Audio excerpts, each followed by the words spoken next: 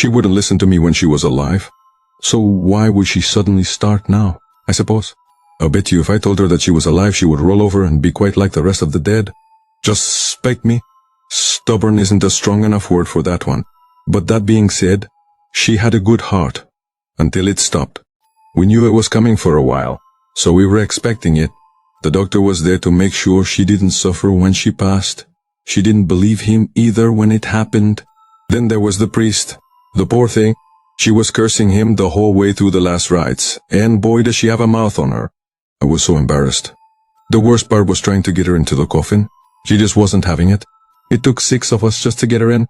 We no sooner had her in and she was back out again screaming like a mad woman. I'm alive. I'm alive. You're not, I said to her. You're dead. But he just won't accept it. Which I regretted instantly because she gave me a kick in between the eyes. I swear I'm still seeing stars after it. Luckily the boys were there to tie her up while I was unconscious. Or I'd be the one getting buried. We had the funeral at home. It's what she would have wanted. She never would admit it, but she loved being the center of attention. So we laid her out in the kitchen open casket. Our neighbor Mrs. O'Reilly was in an awful state when she saw her. They grew up together, so they were very close. But as close as they were, she wouldn't listen to her either. She kept trying to convince her that she'd be fine if we just let her out. Poor Mrs. O'Reilly wasn't able for it at all. She collapsed and had to be taken away in an ambulance after. I tried to tell her to shut up. She was upsetting the guests. But like I said, there's no talking to that woman. Dead or alive. We had to get the mortician in to stitch her mouth for a finish.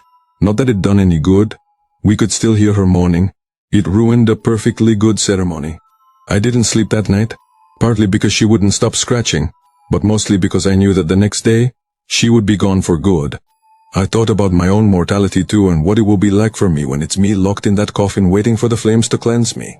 Will I scream for hours like the others as I slowly smolder away, or will I be worthy of the gods' love and stay silent?